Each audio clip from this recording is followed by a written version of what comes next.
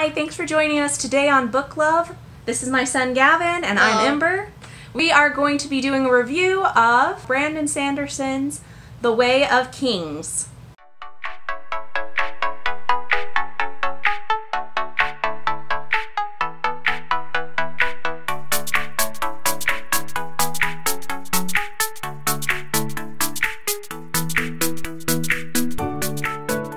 So, like I mentioned before the intro, we are going to be doing a review of The Way of Kings. This is by Brandon Sanderson. It's the first book in the Stormlight Archive series, which is an epic fantasy series that Brandon Sanderson is in the process of writing. There have been 4 books that have come out in this series so far. The first is The Way of Kings. The second book is called Words of Radiance. The third book is actually 2.5 and it's called Edge Dancer. It's a novella. And then the fourth book is Oathbringer, which came out just in December of 2017. So there are 13 books in this series and they're about that thick. Yes, Brandon Sanderson has planned about 13 or 14 books for this epic series and they are quite thick. Gavin's right. So it takes a while for him to write them, and me waiting like almost another year is not gonna happen, so hurry up! Alright, since this is such an epic story, we kind of have broken down this review into some pieces. I don't think we'll have to do 2 videos, hon, to talk about what we need to talk about. Because this is such an epic story, the way we're going to do the review today is kind of broken down into some pieces. So first we're going to tell you about just the general world that Brandon Sanderson has created that these stories are in. Then we're going to talk about some of the people, the main characters that you will meet and interact with during the story. And then we will do kind of a summary of the first book, plot, and things like that. So without giving too many spoilers away. Right. We don't want to spoil it for you. We'll try our best not to give too many secrets away. It's too good of a story to spoil. Right. Alright, so let's start talking about the world. So this world is called Roshar. I call it Rusher. Or something like that. Gavin and I, you'll notice during this video, we have a little bit different opinion in pronouncing the names of the story and the things, so that's pretty funny. So, Roshar is the name of the world. No, it's not. So, do you want to talk about the kings and things in general, like the past? So there's multiple regions and like different places and different kings and different people. It's a very big world. And there's and they all have their own culture, which is very well developed, and customs. There are slaves, of course, and there's this other species called Parshmen, which have red, white, or black marble skin, like mottled in color, and don't talk back and are like the best slaves. And what else is there? Well, let's kind of go back in time a minute first. So in the history of this world, there were the heralds, which were supposed to be chosen men from the Almighty, which is the overall biggest deity in this world. So he chose these heralds and imbued with them special supernatural kind of powers, like superhero kind of stuff. So the heralds founded a organization called the Knights Radiant, where... Let's stop right there and let's forget everything we just said. So the money they use... Okay, hold on. ...is in spears, which there are high storms. Okay, wait, we're going to get to that in 1 second. But Mom, let me finish talking about the Knights Radiant for just 1 moment. Okay, so the Knights Radiant, they basically were kind of like the world police force in a way, where they taught each other and they also went around and made sure everyone was safe. And then they would be the main warriors for what's called the Desolations. Now, these were terrible world events that would happen every so many thousand years, where things would just become crazy and the world would almost be destroyed. And the Knights Radiants were the only ones who could really combat that. Now, it's been how many thousand years since the last desolation? Maybe 10, 11. Yeah, like 10,000 years or something. So everyone thinks that desolation was the last desolation. And they've also lost a lot of that knowledge and, like, technology. Powers and, like, those abilities are all gone. Knight's Radiant are no more. They're gone. There's no more of them because they were thought to be betrayers and evil in the story. But then they're coming again. Shh, don't tell them. Too bad. All right, so now go ahead and talk about the spheres. Or the storm. Let's talk about the storms first. So there are normal storms in it, and like normal slight rains, and then the storms, and then there's high storms, which is like, basically a hurricane, but happens like once every week or something. Yeah, and at the front of it, something called a storm wall, where there's like a bunch of rocks and sticks and dirt and hold tons of rain. So this storm can basically fling boulders with its winds. Right.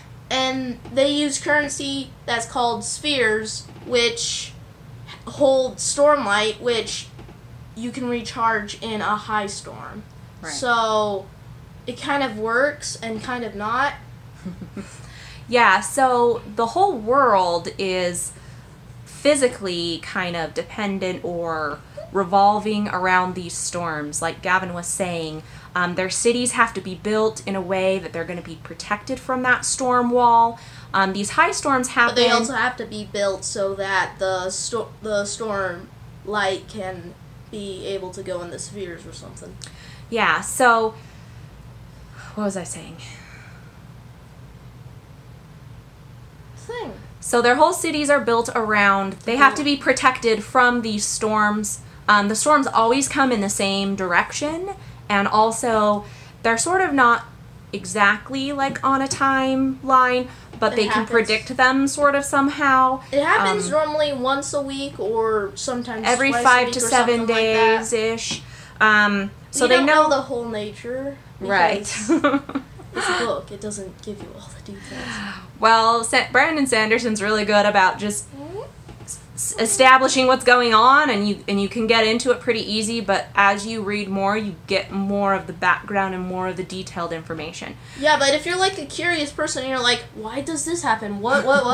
You just have to keep reading. How does this happen? What's the nature of this? But sometimes the books doesn't tell you. Maybe so you're later. We still have how many more books? 10 more books to go. Maybe we'll find out all the stuff you want to know. Kind of. So anyway, as I was saying, the animals, the plants, everything is kind of adapted to this kind of environment. There's whole new animals and plants. There are Spren. For N, but Gavin thinks it's Spern. And there's different kinds of spern. There's 2 groups of spern. Well, 3 actually. One group of spern is emotion spern, like when you're feeling angry, there's a spern that look like red pools of blood that are bubbling. And when you're like scared, there's a scared spern, which is like a little wavy thing up in the air. And then there's the what's it called? Like the physical ones? Yeah, the physical type of spern. Like water spren, flame spern, fire spren, flame wind. spern, which dance around flames and do that, but when the fire puts out, they're gone. They disappear.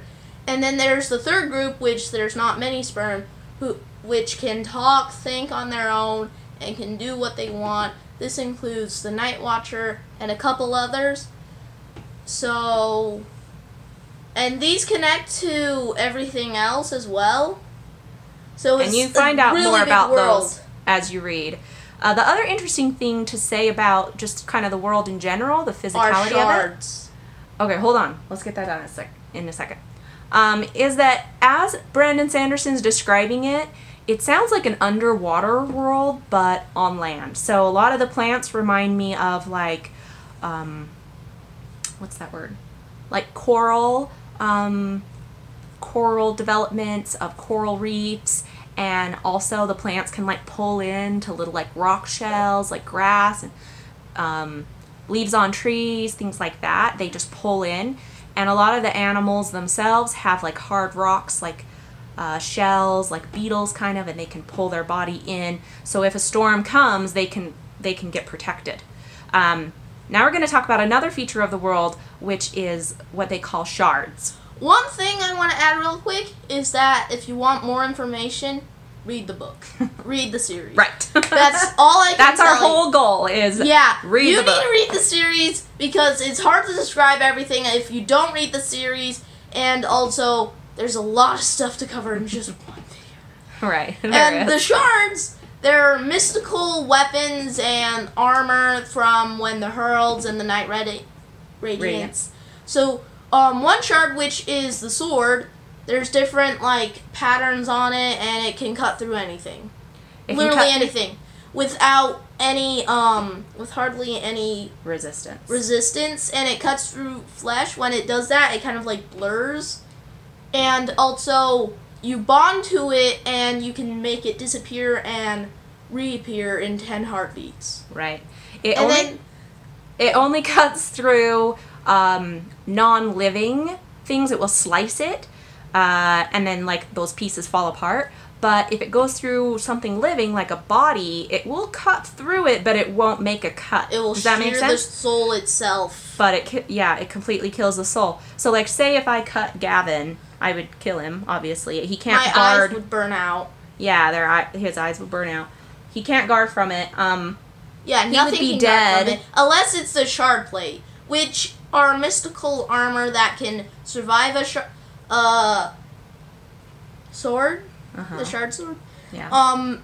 And it takes multiple hits from it to break the shard plate, and it gives you superhuman reflexes, strength. It's not like you get those powers. But only while you're wearing that armor, then you can jump really high, you can run really fast. It doesn't have any, like, it has, like, a bunch of plates that can fold and, like, kind of conceal. So it doesn't have any, like, straps between different armor pieces. It doesn't have any joints. So. Unless you have a shard plate, then you can't grate through it at all. Except for the eye slits, you know, so they can see out. And the faceplate can go up and down, and the sides conceal to miss and kind of like fuses together, but you can like open it back up. It's weird. It's very weird. Just read the books. That's all I ask. It's awesome. Read the books. That will make us. It's awesome. That will make our job a lot easier. Okay, so I think that's pretty good as far as the world goes. Now we're going to talk about the characters. So in this book, one of the main people that we follow, his name is Kaladin. And Gavin wants to tell you a little bit about Kaladin. Kaladin is my favorite character. He's original spearman. And he goes through rough life. And the beginning of his life is pretty good, and then around the middle is bad, and then around the end is bad. Mostly bad. So, he's a really cool character and one of the key characters in the entire series, I think. Yeah. He's very, very important. So another important thing to mention about Kaladin is that a wind spren has kind of decided to stick around him and bother him a lot, and so you see that this is kind of a unique behavior for spren. As Gavin said, usually they're not really thinking. They're just kind of like forces of nature-ish, like dust mites or something. But anyway, Kaladin becomes sort of friends with this spren, and her shortened name, spren, is Syl. And so as they go through, it's you know, their relationship develops through the book as well. One thing I should mention is that they base your rank on eye color. So if you have like brown eyes like me, there's two groups, dark eyes and light eyes. So light eyes can be kings and high princes and princes and all that. Nobility. But dark eyes can have to do all the hard work, and quite a bit of them. They're the lower class. A good class. chunk of them is slaves and all that. And they do the lower work, and they get hired by the light eyes. So Kaladin is a Dark Eyes, but so one thing I should mention about the Shard Blades is that it says that if a Dark Eyes man bonds with it, his eyes become light. So there's a legend that if a Dark Eyes wins a Shard Blade, then they will become a Light Eyes. It happens, but it only happens like once in a while. Okay. Like maybe 1,000 years or something like that. 100, I don't know. It's very rare. There you go. So the next characters we're going to talk about are we're going to talk about them together. The first one's named Zeth. And he is an assassin who... He's a really important part. He's hired to kill the king of this certain too land. Much away. No, it's like the very first of the book. That's how the book starts.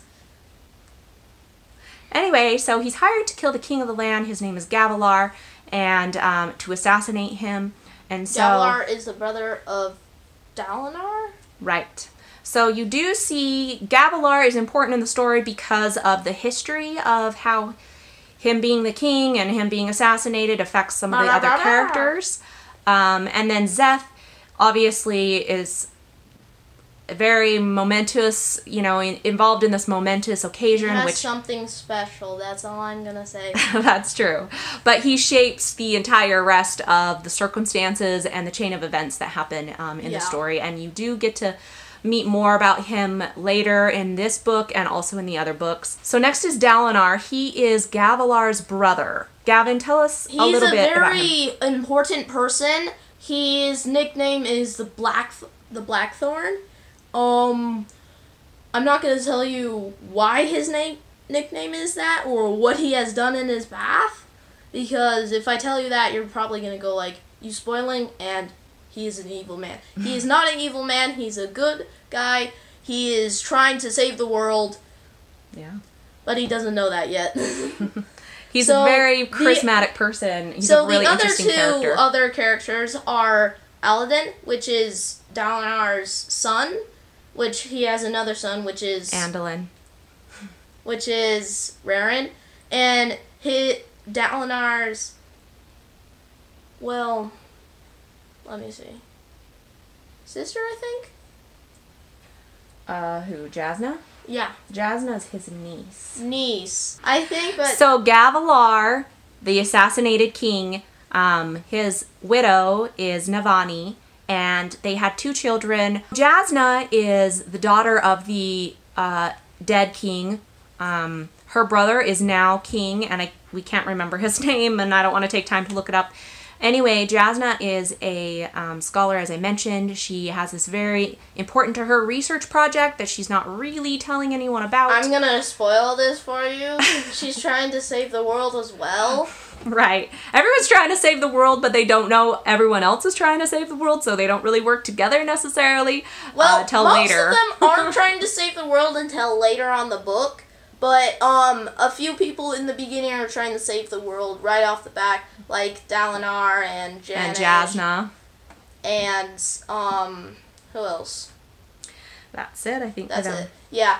And then the other main character, Shalyn, is a daughter of a prince in a faraway land.